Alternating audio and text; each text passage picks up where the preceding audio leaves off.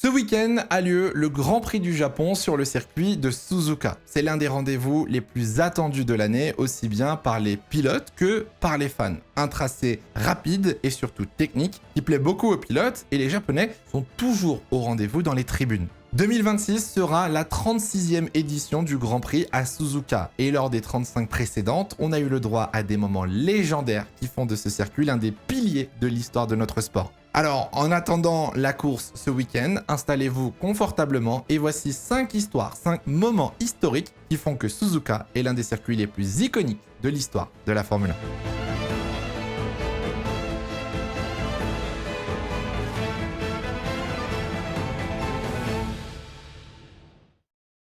J'aimerais revenir sur une question qu'on me pose très souvent dans les commentaires, que ce soit sur YouTube ou sur Twitch. Les 3 tableaux que vous voyez derrière moi, ce sont des displays. Et c'est d'ailleurs le sponsor de cette vidéo. Restez bien jusqu'au bout parce que je suis sûr que ça va vous intéresser. Displays, ce sont des posters métalliques premium que vous pouvez installer très facilement sur vos murs sans faire le moindre trou. Et c'est ça l'avantage. Là, par exemple, j'en ai 3 derrière moi, mais je peux les remplacer en quelques secondes par d'autres designs, d'autres styles et surtout d'une autre licence. Ça m'a pris quelques secondes pendant que je vous parlais et vous l'avez même pas vu, mais regardez, j'ai déjà changé l'un des 3 et mis un display de Retour vers le futur avec une taille L. Sur leur site, vous retrouverez 2 millions de designs créés par 40 000 artistes indépendants. Il y aura forcément quelque chose qui va vous plaire et vous avez surtout 200 licences officielles comme Star Wars, Marvels ou encore pour les fans de voitures, Ford et même Porsche. Vous pouvez en mettre partout, que ce soit dans votre salon, dans votre chambre, votre bureau ou encore même votre studio. Ça se pose super facilement et ça s'enlève sans laisser de traces. Et ça, pour le coup, c'est top, surtout quand vous êtes locataire. C'est fait pour durer dans le temps. La qualité est excellente et certains modèles ont même une texture en 3D. L'une des nouveautés sur Display, c'est qu'on peut désormais créer son propre display personnalisé. Et ça, je trouve ça fou. Nous, on a créé notre propre display Hydro Racing Club. Vous le reconnaissez sûrement à l'image du merch qu'on a fait l'année dernière. Mais je le trouve juste incroyable. Je vous laisserai me dire ce que vous en pensez dans les commentaires. Et tac! Leur site sera dans la description et si vous voulez commander un display, j'ai une promotion pour vous. C'est pour ça que je vous ai dit de rester jusqu'au bout. Grâce à mon code qui s'affiche à l'écran, vous aurez 26% de réduction si vous achetez un display, 31% de réduction si vous achetez 2 displays et 36% de réduction si vous achetez 3 displays ou plus. Merci à Display de sponsoriser cette vidéo, mais surtout d'exister au final pour habiller mon faible décor. Le lien est dans la description et nous on passe tout de suite au sujet de la vidéo.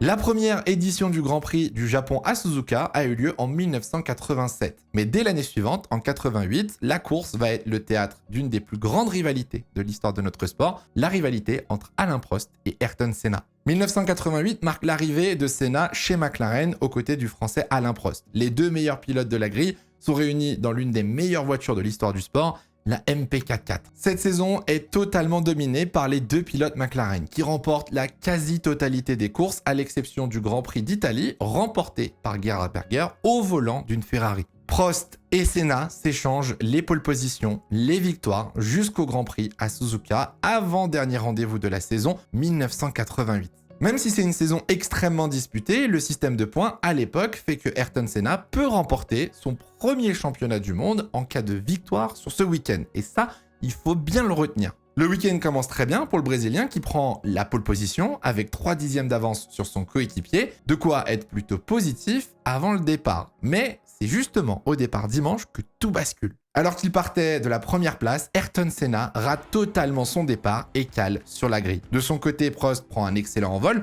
et d'autres pilotes commencent à dépasser le Brésilien qui est resté scotché sur la grille de départ. Heureusement pour Senna, la piste est légèrement en pente à Suzuka et il arrive à redémarrer sa McLaren pour cette fois prendre le départ du Grand Prix. Mais forcément, vous vous en doutez bien, il a déjà perdu énormément de positions. Après le premier virage, Alain Prost est en tête du Grand Prix pendant que Ayrton Senna est tombé à la 14e position. Bon, vous vous doutez bien, c'était pas forcément dans les plans du Brésilien, mais s'il veut remporter son premier titre au Japon, il va devoir faire une énorme remontada. Et c'est exactement ce qu'il va faire. Avec un rythme impressionnant, même dans des conditions humides, Senna remonte au classement tour après tour. Il enchaîne les dépassements avec un rythme exceptionnel et va rattraper son coéquipier et le dépasser au début du 28e tour. Le Brésilien remporte le Grand Prix avec 13 secondes d'avance après être tombé à la 14e position lors du départ. C'est une course qu'il qualifie lui-même comme l'une des meilleures de sa carrière. Cette remontada impressionnante permet donc à Senna de remporter son premier titre de champion du monde en 1988. Mais ce Grand Prix de 88 n'est pas le seul à avoir été décisif dans la rivalité entre Prost et Senna. Un an plus tard, en 1989, l'histoire se répète. Dans une saison tendue et encore dominée par McLaren, cette fois-ci, c'est Alain Prost qui a la possibilité d'être titré à Suzuka avant la dernière manche de la saison. À ce moment-là, on est en plein dans la rivalité. Que ce soit sur la piste comme en dehors, les deux hommes sont souvent au coude à coude et l'ambiance en interne est tellement mauvaise que Alain Prost annonce en plein milieu de la saison qu'il quittera l'écurie à la fin de l'année pour rejoindre la Scuderia Ferrari. J'ai décidé donc de ne pas conduire pour McLaren l'année prochaine. McLaren, c'est fini. 2 mois plus tard, Prost choisit Ferrari. Vous l'avez compris, vous le savez déjà peut-être, on est vraiment au pic de cette rivalité entre Prost et Senna et le Grand Prix à Suzuka en 89 ne va faire que empirer les choses. Au départ de la course, Alain Prost prend un meilleur départ que Ayrton Senna qui était en pole position. Le Français prend la tête du Grand Prix et va dominer cette course avec une avance de 3 secondes sur son coéquipier pendant la majeure partie du Grand Prix, jusqu'au 40e tour où Senna commence à réduire l'écart. Le Brésilien est prêt à tout pour récupérer sa position de départ. Il tente de se décaler, d'impressionner son coéquipier, mais rien à faire. Alain Prost défend très bien jusqu'à la fin du 47e tour.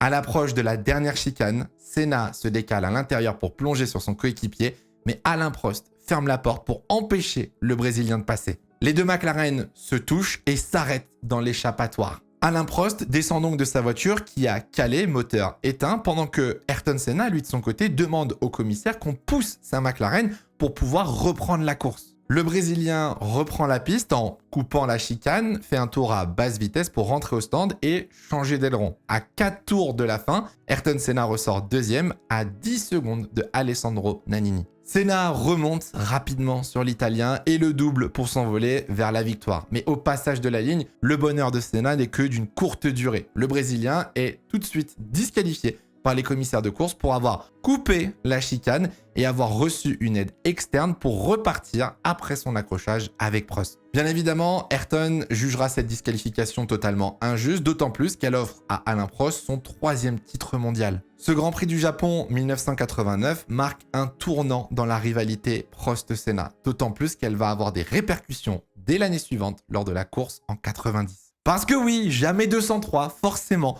3e Grand Prix de suite à Suzuka qui marque cette plus grande rivalité de l'histoire de la Formule 1. Le Grand Prix du Japon 1990 est une nouvelle fois l'avant-dernière manche de la saison et cette fois c'est Senna qui a l'opportunité de remporter un 2e titre de champion du monde. Le contexte est un peu différent des années précédentes. Senna est resté chez McLaren tandis qu'Alain Prost a donc rejoint la Scuderia Ferrari. Ce qui n'a pas changé, par contre, c'est que la rivalité entre les deux hommes est toujours aussi forte. À 2 Grands Prix de la fin, Senna compte une victoire de plus que Prost sur la saison. Et son avance au championnat peut lui permettre d'être champion dès ce week-end si jamais aucun des deux pilotes ne marque de points. Lors des qualifications, Senna prend la pole position une nouvelle fois, comme en 88, comme en 89, sauf que cette année-là, le Brésilien veut mettre toutes les chances de son côté. Il le sait, lors des 2 dernières éditions, à Suzuka, il avait pris la pole position, mais perdu la tête de la course avant même le premier virage. Il faut savoir qu'à cette époque, la pole position à Suzuka était à droite de la piste. Ça donnait l'avantage d'être à l'intérieur pour le premier virage, mais le point négatif, c'est qu'elle se situe sur le mauvais côté de la grille. Il était donc difficile de faire un bon départ. Après avoir pris la pole position devant Prost, la première chose que va faire Senna, c'est d'aller voir la direction de course pour demander à ce qu'on inverse le côté de la pole position sur la grille. Est-ce que les directeurs de course vont accepter? Mais le jour du Grand Prix, Jean-Marie Balestre, président de la F1 à l'époque, s'oppose à cette décision et maintient la pole position du côté droit de la grille de départ. Absolument furieux, Ayrton Senna accuse Balestre d'avantager Prost, mais ça ne change rien. La pole position reste au même endroit sur la grille du Grand Prix. À l'extinction des feux, et comme il l'avait pressenti, Senna patine et se fait dépasser par Alain Prost qui s'élance beaucoup mieux depuis la 2e position. À l'approche du premier virage, Ayrton Senna se décale à l'intérieur et retarde le plus tard possible son freinage pour venir percuter la Ferrari du Français. L'accident est impressionnant. Les voitures partent dans le gravier, soulèvent énormément de poussière qui fait disparaître les voitures. Heureusement, les deux pilotes s'en sortent indemnes, mais la McLaren et la Ferrari sont contraintes à l'abandon. Ayrton Senna et Alain Prost ne marquent donc aucun point, ce qui offre aux Brésiliens son deuxième titre de champion du monde d'une manière beaucoup moins glorieuse qu'en 1988. Suzuka a vraiment été un circuit légendaire dans la rivalité Prost-Senna et nous a donné 3 éditions consécutives exceptionnelles. Mais ce n'est pas la seule fois où le titre de Formule 1 s'est décidé sur ce circuit. On va faire un saut dans le temps cette fois-ci, 10 ans plus tard pour arriver à l'an 2000. Cette année, le Grand Prix de Suzuka est toujours l'avant-dernière manche de la saison et une nouvelle fois, un pilote peut être titré à l'issue de cette course. 10 ans plus tard, la rivalité en Formule 1 n'est plus Prost-Senna, mais Schumacher-Hakkinen qui se disputent les titres mondiaux. Le Finlandais est double champion en titre en ayant battu 2 fois d'affilée Michael Schumacher. C'est une période assez difficile pour le pilote allemand qui a rejoint Ferrari en 96. Après 5 ans, toujours aucun titre, à l'exception du championnat constructeur en 99. Sa plus grosse opportunité était en 97 face à Villeneuve et c'est finalement le Canadien qui a été titré après une course légendaire à Jerez. On a fait une vidéo là-dessus, elle est disponible sur la chaîne. Sauf qu'en 2000, il y a beaucoup plus d'espoir chez Ferrari qui a une voiture beaucoup plus compétitive. Schumacher se bat tout au long de la saison contre Hakkinen jusqu'à ce Grand Prix à Suzuka où il a l'opportunité de remporter un titre pour la première fois depuis 97. À une course de la fin du championnat, les conditions sont très simples pour que Schumacher remporte un 3e titre mondial. Il doit marquer 2 points de plus que Hakkinen, sinon l'issue du championnat sera repoussée à la dernière course en Malaisie. Dès les qualifications, cette course s'annonce comme extrêmement serrée. Schumacher prend la pole position devant Hakkinen pour seulement 9 millièmes de seconde sur un circuit aussi technique que Suzuka. L'écart est juste ridicule et ça promet déjà une course exceptionnelle. La moindre des choses qu'on puisse dire, c'est qu'on n'a clairement pas été déçus. Les départs en pole position semblent être difficiles dans l'histoire à Suzuka et au départ, Schumacher craque sous la pression et se fait dépasser par Hakkinen qui prend un meilleur envol. La McLaren et la Ferrari s'échappent en tête de la course, mais le Finlandais n'arrive pas à distancer le pilote allemand. Ils sont séparés par 1 seconde et continuent de creuser l'écart sur le peloton alors qu'une légère pluie fine commence à tomber sur le circuit. La météo est piégeuse parce que la pluie s'arrête mais revient quelques tours plus tard. La piste n'est pas assez humide pour passer des pneus pluie,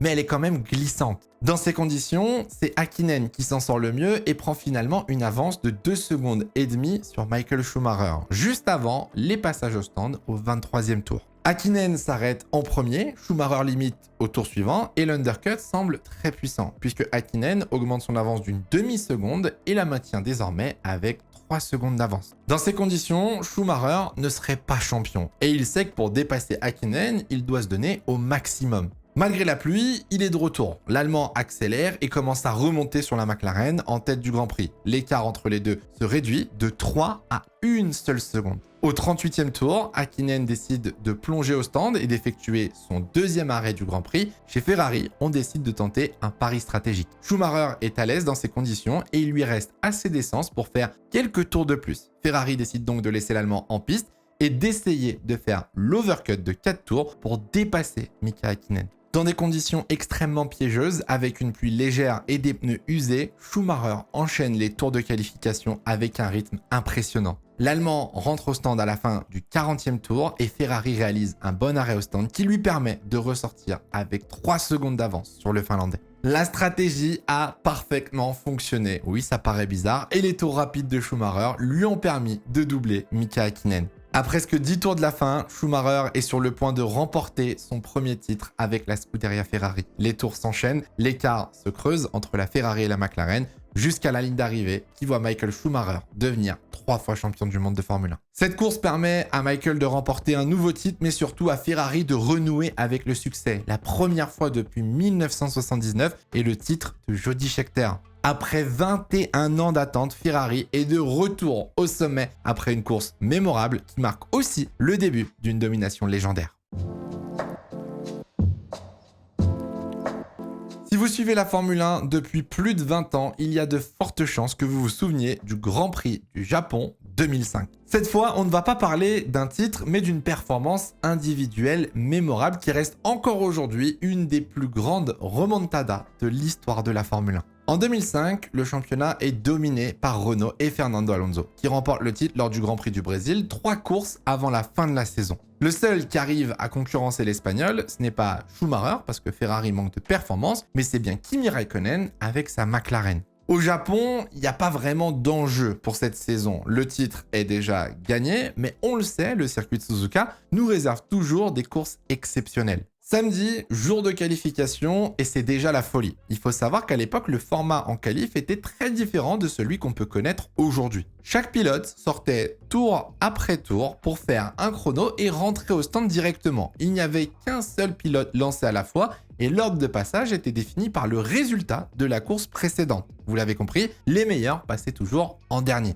Sauf que ce format, il posait forcément un gros problème, la météo. Les conditions de piste n'étaient pas les mêmes pour ceux qui passaient dans les premières minutes de la séance et ceux qui étaient les derniers. Et c'est exactement ce qui s'est passé en 2005. Le début de la séance de qualification se fait sous la pluie et plus on avance pendant la séance, plus la pluie s'intensifie. Lors du Grand Prix précédent, Montoya s'était imposé devant Räikkönen et Fernando Alonso. Ce sont donc les 3 derniers pilotes à prendre la piste dans des conditions extrêmement délicates. Sous une très forte pluie, Alonso et Räikkönen réalisent les 2 pires temps de la séance de qualification et partiront 16e et 17e. En réalité, ils ne partent pas derniers parce que les 2 Toyota et Montoya n'ont même pas effectué de chrono. Le lendemain, la course cette fois-ci se fait dans des conditions sèches, pas de pluie prévue et le départ est déjà très mouvementé car dans le premier tour, Fernando Alonso passe de la 16e place à la 8e position. Räikkönen suit le mouvement et passe de la 17e à la 12e place mais est gêné par l'accident de Montoya qui fait sortir la safety car.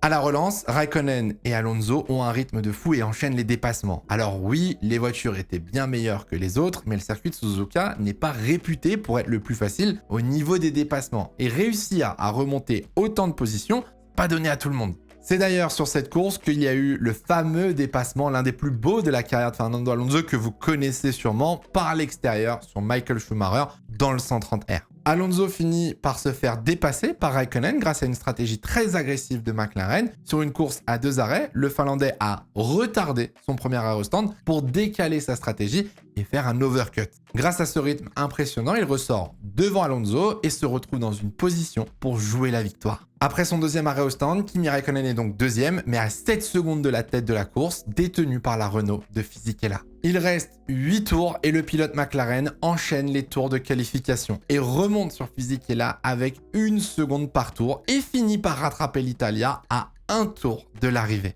Au début du 53e tour et dernier tour de la course, Räikkönen se décale à l'extérieur dans la ligne droite et dépasse Fisichella pour prendre la tête du Grand Prix. Iceman s'impose au Japon avec 1 seconde 6 d'avance sur la Renault. Alonso complète le podium à la 3e position. C'est probablement l'une des courses les plus mouvementées qu'on ait pu voir à Suzuka. Comme on l'a dit, c'est un circuit très agréable à piloter, mais où dépasser est extrêmement compliqué. Et en 2005, la performance XXL de Räikkönen, qui remporte la course en partant 17e, est un classique de l'histoire de la Formule 1.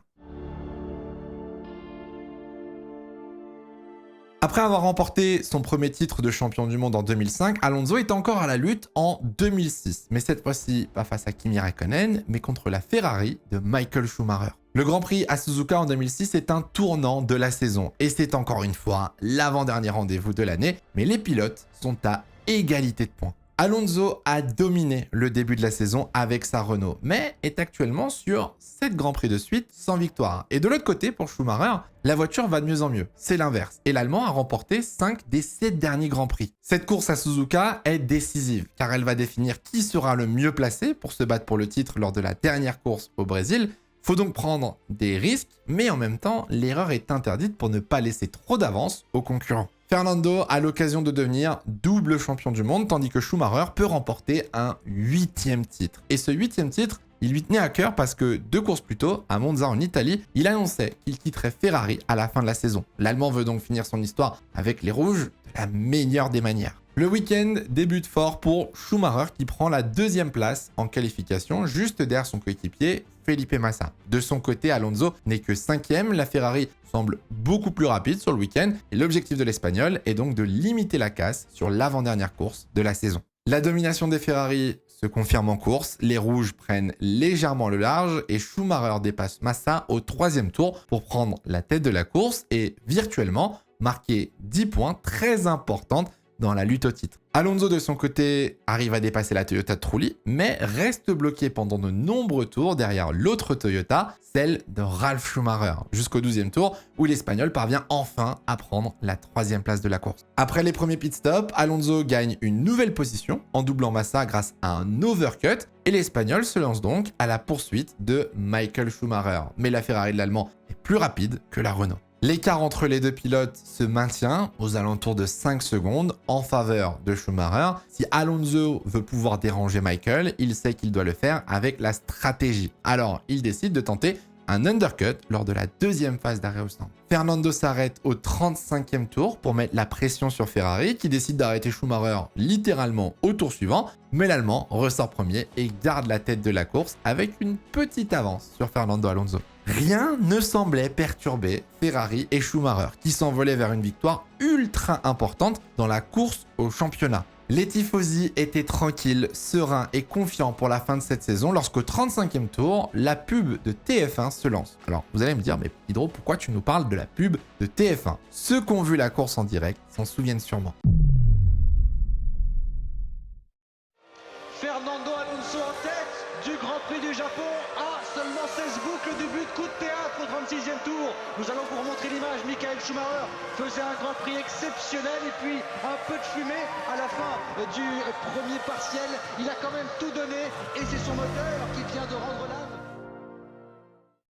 Au retour de la pub de TF1, on aperçoit la Ferrari de Schumacher arrêtée au bord de piste à la sortie du virage 9. Le moteur du pilote allemand venait d'exploser au début du 37e tour, l'obligeant à abandonner. C'est la première fois depuis le Grand Prix de France 2000 que Schumacher abandonne sur une casse moteur et malheureusement pour lui et les fans de Ferrari, ça arrive au pire moment. Cet abandon fait les affaires de Fernando Alonso qui remporte facilement le Grand Prix du Japon 2006 et si on fait les calculs, très simple, à une course de la fin du championnat, Alonso a 10 points d'avance sur Schumacher. Le seul scénario qui pouvait permettre à Michael de remporter le titre, c'était si Alonso ne marquait aucun point et que le pilote Ferrari remportait le Grand Prix. Dans ce scénario, ils auraient été à égalité à la fin du Grand Prix du Brésil, mais Schumacher aurait remporté le titre avec 8 victoires contre 7 pour Fernando Alonso. Dans tous les cas, ce scénario n'est jamais arrivé. Ce Grand Prix du Japon 2006 aura été décisif dans la course au titre, mais il aura surtout marqué les tifosi et surtout les fans français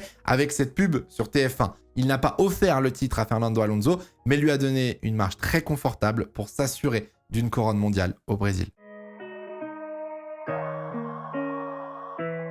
2012 est l'une des saisons les plus folles de l'histoire de la Formule 1 avec 7 vainqueurs différents lors des 7 premiers Grands Prix de la saison. Rapidement, dans cette année, 2 pilotes se sont détachés pour la lutte pour le titre mondial, Sébastien Vettel et Fernando Alonso. Tous les deux à la poursuite d'une 3e couronne mondiale. Suzuka, cette fois-ci, est le 15e des 20 rendez-vous de la saison 2012. Ce n'est plus l'avant-dernier et c'est un Grand Prix important vu qu'il marque le début du dernier quart de la saison et lance le sprint final pour le titre. Celui qui est le mieux placé à ce moment-là, c'est Fernando Alonso. L'Espagnol fait sans doute la meilleure saison de sa carrière avec une Ferrari pas facile à prendre en main, mais qui lui permet quand même d'être en tête du championnat avec 29 points d'avance sur Sébastien Vettel. Vettel est double champion du monde en titre, mais cette saison 2012 est un peu plus compliquée que la grosse domination qu'il avait eue en 2011. En réalité, la Red Bull est une meilleure voiture en termes de performance, mais Vettel fait souvent face à des problèmes qui l'empêchent de performer correctement. L'enjeu de ce Grand Prix du Japon 2012, c'est de commencer au mieux ce dernier quart de saison,